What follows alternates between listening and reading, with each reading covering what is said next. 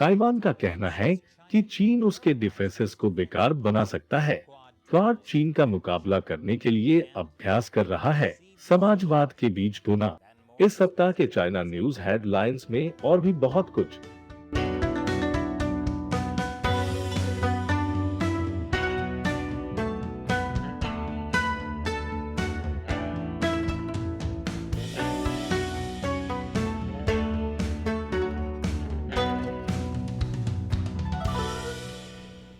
China censored में आपका स्वागत है। मैं क्रिस चैपल हूँ। किसी के लिए भी बुरी खबर है जो नहीं चाहता कि ताइवान कम्युनिस्ट चीन के हाथ में जाए। ताइवान के रक्षा मंत्रालय का कहना है कि चीन उसके डिफेंसेस को बेकार बना सकता है, क्रूर बल से नहीं बल्कि इलेक्ट्रॉनिक वारफेयर से। ताइवान के रक्षा मंत्रालय की एक नई रिपोर्ट में कहा गया है कि चीन अपनी इंटरनेट आर्मी के साथ मिलकर वैश्विक इंटरनेट के खिलाफ वायर्ड और वायरलेस हमले शुरू कर सकता है, जो शुरू में हमारी एयर डिफेंसेस, नेवल कमांड और काउंटर अटैक प्रणाली क्षमताओं को बेकार बना देगा। हमें जो एक बड़ा खतरा पेश करेगा। रुको, चीन वैश्विक इंटरनेट पर हमला कर सकता है। चाइना अनसेंसर्ड के लिए इसका क्या मतलब है? बिल्ली वीडियो के लिए इसका क्या मतलब है? ताइवान के रक्षा मंत्रालय ने ये भी चेतावनी दी है कि चीन की नॉक ऑफ जीपीएस सैटेलाइट प्रणाली, जिसे बीडो कहा जाता है, ताइवान के आसपास सैन्य गतिविधि की निगरानी कर सकती है। अच्छी खबर यह है कि रिपोर्ट में कहा गया है कि चीन में अभी भी बड़े पैमाने पर आक्रमण करने की क्षमता का अभाव है, लेकिन ताइवान में चीनी जासूस राजनीतिक और आर्थिक बुनियादी ढांचे को नष्ट करने के लिए कटाव हड़ताल शुरू कर सकते हैं। ये ऐसा है जैसे रेड हॉट चिली पेपर्स ने हमें चेतावनी देने की कोशिश की। चीन के मानसिक जासूस हमारे दिमाग की खुशी चुराने की कोशिश करते हैं। लेकिन यहाँ उत्साहित होने वाली बात है, पहली बार आधे से अधिक अमेरिका ताइवान को चीनी आक्रमण से बचाने के पक्ष में है। ये Chicago council on global affairs के एक सर्वेक्षण के अनुसार है। इतना ही नहीं, अधिकांश अमेरिकी लोगों में से 69% ताइवान को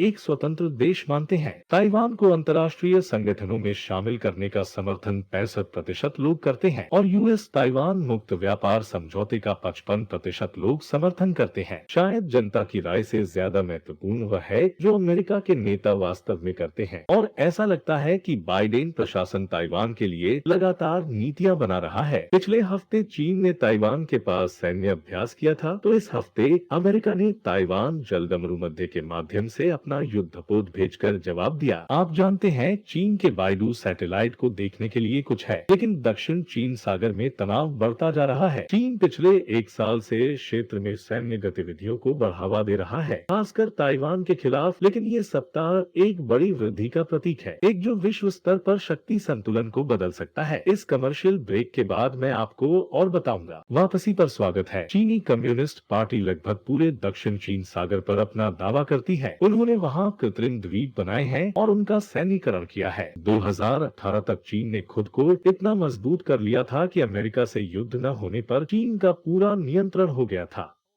ये एक बड़ी बात है, सिर्फ इसके स्पष्ट सैन्य प्रभाव के कारण नहीं, लेकिन $5 ट्रिलियन का अंतर्राष्ट्रीय शिपिंग इन जल से होकर जाता है। ये चीनी कम्युनिस्ट पार्टी को वैश्विक अर्थव्यवस्था पर एक संभावित चुखोल देता है और अब वे इसे लागू करना शुरू कर रहे हैं। चीन ने अपने क्षेत्रीय जल में प्रवेश करने से पहले कुछ प्रकार के विदेशी जहाजों की रिपोर्ट की मांग करना शुरू कर दिया है। ये नए समुद्री यातायात सुरक्षा कानून की आवश्यकता है। ये बुधवार से लागू हो गया। समुद्री यातायात सुरक्षा कानून कोई अंतर्राष्ट्रीय समझौता नहीं है। ये कुछ ऐसा है जिसे चीन ने अप्रैल में पारित किया था और अब उसे उम्मीद है कि बाकी दुनिया उसके इस पागल दावे को मानेगी और मानेगी कि ये सारा समुद्र चीन का है। अब कानून ये नहीं कहता कि क्या होता है जब कोई विदेशी जहाज पालन करने से इनकार करता है। यही कारण है कि अमेरिकी नौसेना की नेविगेशन संचालन की स्वतंत्रता इतनी महत्वपूर्ण है। ये कहने का एक तरीका है कि ये अभी भी अंतर्राष्ट्रीय जल क्षेत्र है और कम्युनिस्ट पार्टी का कोई अधिकार क्षेत्र नहीं है। और ये कोई संयोग नहीं है कि इस सप्ताह मालाबार 2021 नामक एक क्वाड सैन्य अभ्यास देखा गया। ये अमेरिका, भारत, ऑस्ट्रेलिया और जापान के बीच संयुक्त सैन्य अभ्यास है। क्वाड एक गठबंधन है जिसे विशेष रूप से एक तेजी से आक्रामक चीनी कम्युनिस्ट पार्टी का मुकाबला करने के लिए बनाया गया है। और इस हफ्ते राष्ट्रपति जो बाइडेन ने एक भाषण दिया जहां उन्होंने चीन के खतरे के बारे में बात की। दुनिया बदल रही है। हम चीन के साथ एक गंभीर प्रतिस्पर्धा में लगे हुए हैं। हम रूस के साथ कई मोर्चों पर चुनौतियों का सामना कर रहे हैं। हम साइबर हमले और परमाणु प्रसार का सामना कर रहे हैं। हमें 21वीं सदी की प्रतियोगिता में इन नई चुनौतियों का सामना करने के लिए अमेरिका की प्रतिस्पर्धात्मकता को किनारे करना होगा और अफगानिस्तान से बाहर निकलने की तुलना में अमेरिका की प्रतिस्पर्धात्मकता को बढ़ाने का इससे बेहतर तरीका और क्या हो सकता है। हाँ, अफगानिस्तान से अपनी असफल वापसी के औचित्य के रूप में बाइडेन चीन के साथ प्रतिस्पर्धा का उपयोग कर रहे हैं और ऐसा कुछ भी नहीं है जो चीन या रूस के पास होगा।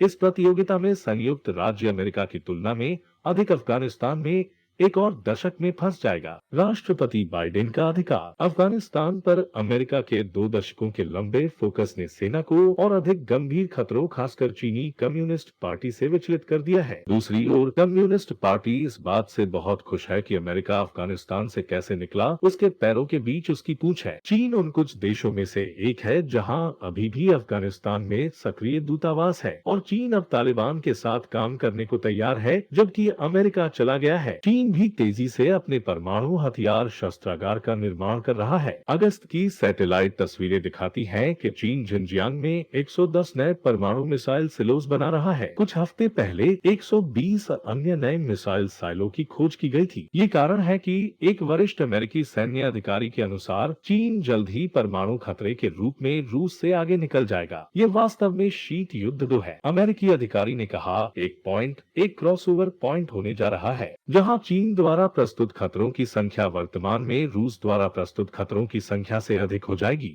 एक क्रॉसओवर पॉइंट होगा। हमें विश्वास है अगले कुछ वर्षों में आगे देखने के लिए कुछ। अमेरिकी ट्रेजरी सचिव कह रहे हैं कि एक सेमीकंडक्टर फर्म का चीनी अधिग्रहण एक सुरक्षा जोखिम है। नहीं दो कंपनी को मैग्नाचिप सेमीकंडक्टर कहा जाता है और वाइज रोड कैपिटल नामक एक चीनी निजी इक्विटी फर्म इसे खरीदने की कोशिश कर रही है, लेकिन अब शायद ऐसा न हो। ऐसा लगता है कि संयुक्त राज्य अमेरिका में विदेशी निवेश पर समिति या CFIUS सौदे को रोक सकती है। CFIUS अमेरिकी राष्ट्रीय सुरक्षा चिंताओं के लिए विदेशी सौदों को देखता है। मैग्नाचिप दक्षिण कोरियाई कंपनी है, लेकिन CFIUS अभी भी वाइज रोड को इसे खरीदने से रोक सकता है क्योंकि मैग्नाचिप का न्यूयॉर्क स्टॉक एक्सचेंज में डेलावेयर में पंजीकृत कंपनी के तहत कारोबार होता है और मैग्नाचिप तकनीकी रूप से डेलावेयर में पंजीकृत वाइज रोड की एक सहायक कंपनी द्वारा खरीदा जा रहा था। डेलावेयर व्यापार करने के लिए एक बढ़िया जगह। ब्रेक के बाद और अधिक वापसी पर स्वागत है और ये स्कूल के समय में वापस आ गया है। जबकि अमेरिका में बच्चे मास्क लगाने, सोशल डिस्टेंसिंग और टीकाकरण को लेकर चिंतित है, चीन में छात्रों को सभी की सबसे अच्छी दवा की खुराक मिल रही है। शी जिनपिंग ने एक नए युग के लिए चीनी विशेषताओं के साथ समाजवाद पर विचार किया। चीनी सरकार के एक नोटिस के अनुसार प्राथमिक विद्यालय के शिक्षकों को युवा दिलों में पार्टी, देश और समाजवाद से प्यार करने के बीज बोने चाहिए। ये क्या कोई उन बीजों के दीर्घकालिक दुष्प्रभावों को जानता है? दरअसल करते हैं। डेल्टा संस्करण के फैलने के बाद चीन 0 कोविड मामलों की रिपोर्ट कर रहा है, जिसके परिणामस्वरूप लाखों लोगों को लॉकडाउन में डाल दिया गया। उन्होंने इसे इतनी जल्दी 0 मामलों में कैसे लाया? ये सभी समाजवाद के बीच होने चाहिए। लेकिन डेल्टा पर लॉकडाउन से चीन की अर्थव्यवस्था को झटका लगा। इसने आपूर्ति श्रृंखला के मुद्दों को और भी बदतर बना दिया। अगर समाजवाद के उन बीजों में से कुछ को ही चीन की अर्थव्यवस्था में इंजेक्ट किया जा सकता है, वह शैली क्या है? मुझे लगता है कि वे हैं दौलत पुनर्वितरण से हल होगी चीन की मुश्किलें। राष्ट्रपति बिडेन के जलवायु दूत जॉन केरी इस सप्ताह चीन में हैं। कम्युनिस्ट पार्टी को आप तक पहुंचाने की कोशिश कर रहे हैं। शायद उस कोयले की खपत में कटौती कर सकते हैं। बस एक किशोर सा नहीं। ठीक है, जो भी हो। अब मैं इसे अमेरिका की प्रतिस्पर्धात्मकता को बढ़ाने के लिए कहता हूँ। इस बीच उनके विदेश मंत्री वांग यी ने श्री केरी को चेतावनी दी कि अन्य मोर्चों पर संयुक्त राज्य अमेरिका के विरोध से जलवायु सहयोग बाधित हो सकता है। ऐसा लगता है कि जलवायु वार्ता बहुत अच्छी चल रही है। चीन के बारे में अनजान लोगों की बात करते हुए पोप चीन के साथ अपने सौदे का बचाव कर रहे हैं क्योंकि संवाद, उन्होंने कहा, एक असहज संवाद बिल्कुल भी संवाद न करने से बेहतर है।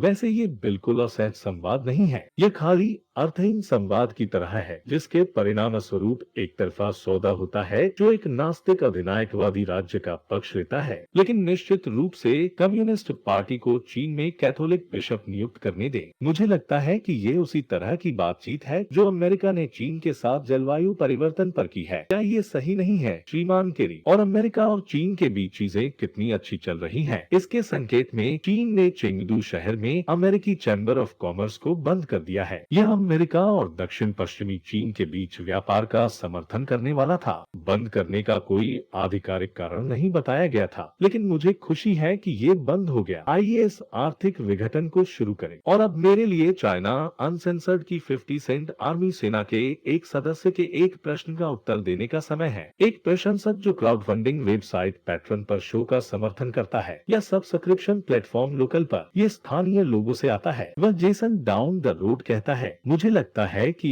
एक लाइव स्ट्रीम पॉडकास्ट जहां लोग दान कर सकते हैं और सवाल पूछ सकते हैं, ये वास्तव में अच्छा होगा। भले ही ये महीने में सिर्फ एक बार हो तो हाँ, जैसा कि आप जानते हैं अब हम लोकल पर हैं। ये एक सेंसरशिप मुक्त मंच है जो आपके जैसे प्रशंसकों को आपके पसंदीदा शो का समर्थन करने देता है। ये पैट्रन की तरह है, केवल कोई सेंसरशिप नहीं। अब तक हमारे पास पैट्रन के साथ कोई समस्या नहीं है, लेकिन एक अन्य मंच पर होना अच्छा है जो सेंसरशिप विरोधी है। आप या तो पैट्रन या लोकल पर हमारा समर्थन कर सकते हैं और प्रत्येक पर अलग अलग भत्ते हैं। लोकल पर हम निकट भविष्य में जो कुछ कर रहे हैं वह है भुगतान करने वाले ग्राहकों के लिए एक निजी लाइव स्ट्रीम जहां हम आपसे सीधे बात कर सकते हैं, आपके सवालों का जवाब दे सकते हैं और बस बाहर घूम सकते हैं और आपको जान सकते हैं। दूसरी ओर पैट्रन पर मिलने वाले लाभों में से केवल मेरे साथ मासिक गूगल हैंगआउट चैट है। तो वास्तव में हालांकि आप हमारा समर्थन करना चाहते हैं, बस यह जान ले कि ये एक बड़ी मदद है। हम आपके समर्थन के बिना इस शो को जारी नहीं रख सकते थे और चीनी कम्युनिस्ट पार्टी को बेनकाब नहीं कर सकते थे। इसलिए यदि आप रुचि रखते हैं तो अधिक जानने के लिए patreon.com/China